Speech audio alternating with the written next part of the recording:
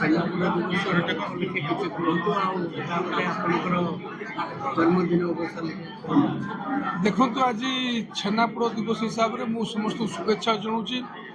ପ୍ରତ୍ୟେକ ଓଡ଼ିଆର ଏ ଗୋଟେ ପ୍ରିୟ ଖାଦ୍ୟ, କେବଳ ଓଡ଼ିଆଙ୍କ ନୁହେଁ ମହାପ୍ରଭୁ ଜଗନ୍ନାଥଙ୍କର ମଧ୍ୟ ଗୋଟେ ପ୍ରିୟ ଭୋଗ।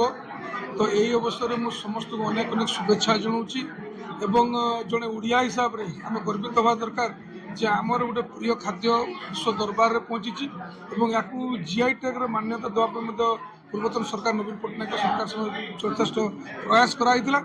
ଆଜି ମଧ୍ୟ ସେ ପ୍ରୟାସ ଜାରି ରହିବା ଦରକାର। ଓଡ଼ିଆଙ୍କର ଇଏ ଖାଦ୍ୟ, ଓଡ଼ିଶାର ଯେଉଁ ଅରିଜିନେଟିଂ ଏ ଫୁଡ୍, ଇଏ ବିଶ୍ୱ ଦରବାରରେ ପହଞ୍ଚିବା ଦରକାର ଏବଂ GI ଟ୍ୟାଗ ମଧ୍ୟ ଓଡ଼ିଶାକୁ ମିଳିବାର ଆବଶ୍ୟକ ଅଛି।